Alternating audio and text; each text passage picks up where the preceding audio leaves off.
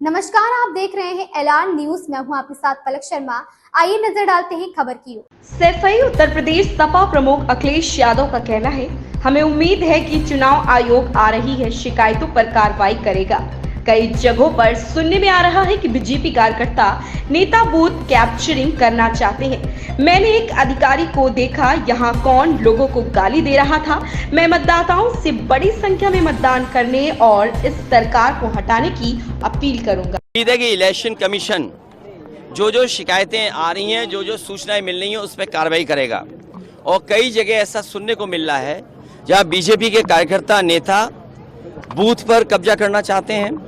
कई जगह जो शुरुआती दौर में एजेंट नहीं बनने देना चाहते थे। मैंने यहाँ पर एक अधिकारी को देखा, जिस समय मैं गाड़ी में आया उसे होश ही नहीं था क्या कर रहा है, और लोगों को गाली गलौज कर रहा है। अगर पोलिंग स्टेशन पे आप लोगों को गाली गलौज करोगे, ये कहाँ का व्यवहार है? और चेक करने की अनुमति अंदर है, आप बाहर खड़े होकर पुलिस नहीं चेक कर सकती है कि आप वोट डाल के आए हो कि नहीं डाल के आए हो। ईवीएम पर भी सवाल उठाया आपने शुरू से ही। ये अभी सवाल इस बहस में नहीं है। मैं मतदाताओं से कहूंगा कि ज्यादा से ज्यादा वोट डालें और ज्यादा वोट डाल करके इस सरकार को हटाएं। अखिलेश जी, आपकी लड़ाई जो है वो वैचारिक लड़ाई है भारतीय जनता पार्टी से। आपको लगता है देश का पिछले 10 सालों के अंदर जो हश्र है वो बुरा हुआ है? देखिए, पिछले 10 साल में महंगाई बढ़ी है, बेरोजगारी बढ़ी है। आम लोगों के जीवन को जो सुधारने का रास्ता होना चाहिए, जो विजन होना चाहिए, वो नहीं रहा सरकार का।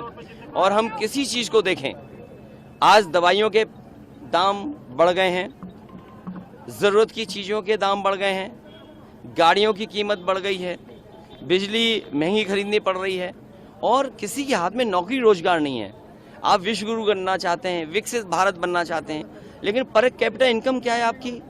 आपके बैंक्स ने लोन माफ़ किया उद्योगपतियों का, बड़े लोगों का। आपने किसानों का लाखों रुपया नहीं माफ़ किया, आपने बड़े बड़े उद्योगपतियों को करोड़ों रुपए माफ़ कर दिया। ये आप किस रास्ते देश को ले जाने का काम कर रहे हैं? और जिस देश में जो रिपोर्ट आई है इंटरनेशनल लॉ लेबर उसकी तरफ से कि 83% नौजवान नौकरी और बेरोजगार है, आप अग्निवीर जैसी व्यवस्था ला रहे हैं जिसको कभी नौजवान स्वीकार नहीं कर सकता है। उत्तर प्रदेश में हर पेपर लीक हुआ जिसके बारे में आप कुछ कहना नहीं चाहते हैं, तो आखिरकार जनता वोट क्यों दे? आपने आय दोगुनी की बात कही, आय दोगुनी नहीं हुई। आपने 2 करोड़ नौकरी देने की बात कही, वो नहीं हुआ। तो आपके पिछले 10 साल में हर बात झूठी निकली, वादे झूठे निकले। किसानों ने आत्महत्या जो 10 साल में की है वो 1 लाख किसान हैं। आपने 3 काले कानून लाने का काम किया, हजारों किसान आत्महत्या कर लिया। आपने किसानों को थार से कुचला। तो ये कोई किसान न भूलने वाला है, न जनता भूलने वाली है। लोकतंत्र को खतरा पैदा किया है, संविधान को खतरा पैदा किया है।